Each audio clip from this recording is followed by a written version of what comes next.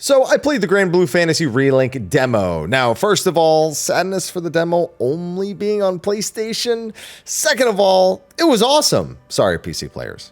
Now, Granblue Fantasy Relink is a third-person character action game developed by Games. It's based off of the long-standing Granblue Fantasy franchise, which previously is just made up of the long-standing mobile title and the fighting game that Arxis worked on, Rising.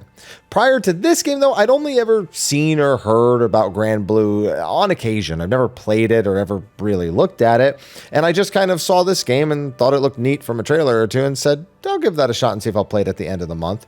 I also recall this game basically being considered vaporware for like 7 years, and now that it's actually releasing, it felt like the energy around it prior to me even playing the demo was, at best, cautious optimism. I mean, how many games get out of a 7-year development cycle that's gone through multiple developers and still come out the other end in one good piece?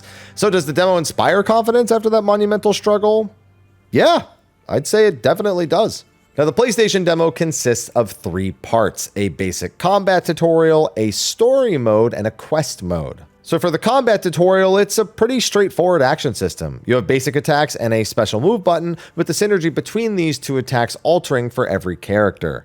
You can then equip up to 4 skills, each with varying effects. Some may shred armor, some may protect allies, and some may just do a ton of damage. All of these skills often interact with the character's passive traits, which can then alter the moves in a number of ways, depending on who you're playing. It's nice to see all of this different skill expression between your passive and active skills and how they work together, and understanding those relationships between those skills is going to be vital to enjoying a character. Characters do also have a number of other attacks. Link attacks when you raise the enemy's stun gauge, which helps initiate link attacks to slow time and grant infinite character resources for a little bit.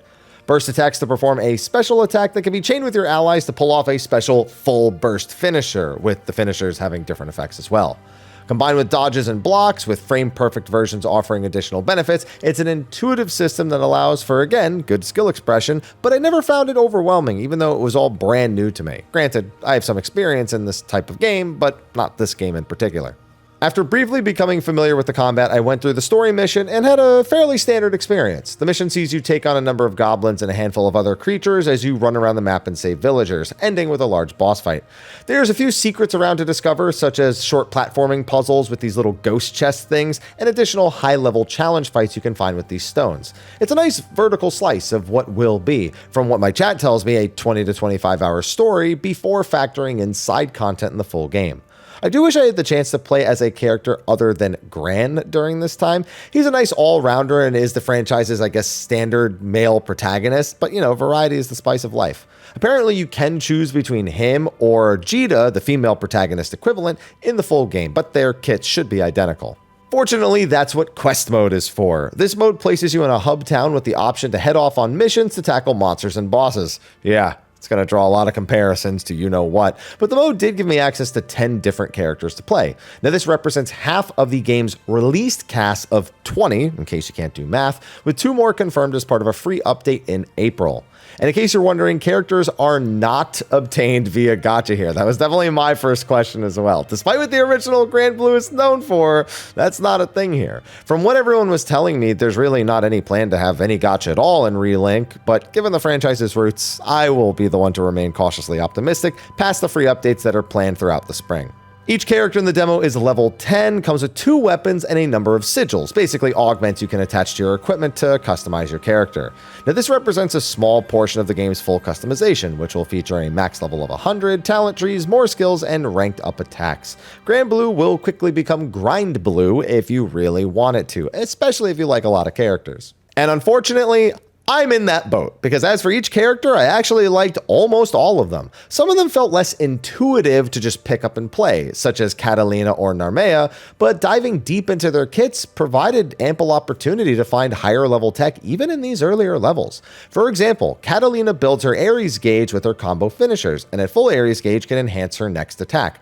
However, the Ares gauge won't deplete if you chain combo finishers into other skills, so it's possible to maintain it technically indefinitely under ideal circumstances for huge damage, and for additional benefits for your team, as she does kind of act as an all-rounder as well.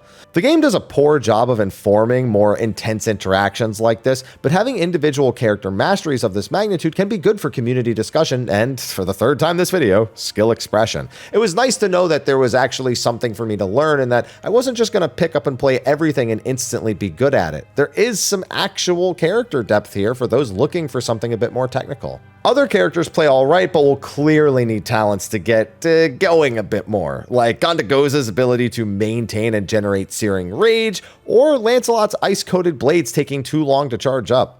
The remaining characters all felt great, just in general. I didn't really have any complaints about them, even though I could totally see ways they would be enhanced by level ups and talents. In my opinion, these two munchkins named Yadarga and Charlotta definitely felt at the ironic top of the food chain, with constant aggressions and mid-combo invincibility options to keep the battle going. The missions for this quest mode were scarce. There were only 3 of them, and they were really simple. One just has you face off against a horde of goblins. Another one makes you fight a quakedile, not a quackadile like I may have said once or twice, and a rock golem. With the full game, there's going to be a bit more mission variety, and I wish they'd have shown that off here, versus just giving new players the impression that you'll be teleported right into an arena and face off against the boss, and that's all the game will be. Though this mission type will certainly be present, they have shown a lot of other things apparently in gameplay previews and whatnot. Now, for the missions, you'll team up with 3 other players, or AI if you'd prefer to play offline. While the AI's damage output leaves a bit to be desired, their survivability and consistency is fortunately fantastic. It'll be pretty fun customizing your party members for solo play as well in this mode. And while online play was easy to hop in and hop out, I do wish adding players was a bit less clunky. You can only manually add or join with players on your friends list or who you're following from your pickup groups, which we couldn't even really do here. I definitely like a room code to host and just give the code out to people to enjoy instead. But I spent 10 plus hours in this mode just practicing and trying out everything. Whether it was Rockham's hilariously simple pew-pews or Zeta previewing the Final Fantasy XIV Dragoon rework early, I found myself compelled to bounce around and try and learn everyone. Granblue it is for me at release, and this is only half the cast.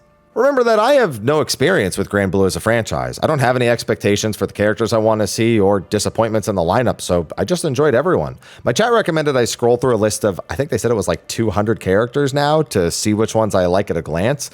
It sounds like smash or pass Granblue style, which granted may just be how most people are deciding what characters they want anyway, so I guess that kind of makes sense. But all in all, I went into this with no expectations. It's going to be a busy end of the month with Persona, Like a Dragon, Tekken, and this, and I just needed to make a decision about which one of the 4 I was going to play. I played the old Persona 3, and Like a Dragon I've yet to get into, so I'd rather play the other titles first. So I was kind of banking a lot on whether or not I enjoyed this. I was pleasantly surprised. I enjoyed it a lot more than I kind of expected to, and I didn't have any expectations, so I thought it was just going to be, chill. And instead, I just found myself wanting to get involved in all of the different combos and figuring everything out and like thinking in my head about what it'll be like on release. And am I going to play on PS5 or PC? The answer is probably both at this point. So already a lot of mileage. I mean, I can't really say much more other than if you have a PlayStation, try the demo. And if you don't, sorry, I can't do anything about that. But that covers my thoughts on the Granblue Fantasy Relink demo. If you've played it, let me know in the comment section what you thought. And if you're looking to check the game out, I'll be playing the early access. I believe it's on January 28th for PlayStation. PC has to wait till February 1st. And when that comes around, I'm going to try out the PC port, see if it's good. And then if it's not, go back to the PlayStation version. Or if it is, probably then continue on and just replay through the PC version. We'll see. Either way, it should be a good time. But thanks for watching. Be sure to like and subscribe. And I'll see you in the next video. Until then, take care.